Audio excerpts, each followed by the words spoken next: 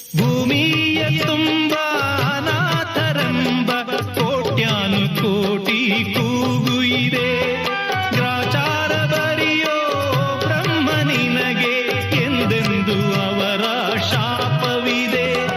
ಉತ್ತರ ಇಲ್ಲ, ಪ್ರಶ್ನೆಯೇ ಎಲ್ಲ, ಕೇಳೋ ದೇವನೇ. ಅನಾಥ ಮಗುವಾದೆ ನಾನು, ಅಪ್ಪನೋ ಅಮ್ಮನೋ ಇಲ್ಲ, ಅಣ್ಣನೋ ತಮ್ಮನೋ ಇಲ್ಲ.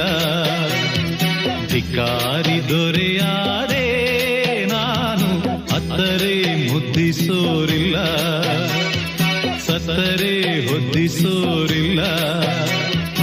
ಎಂಜಲೇ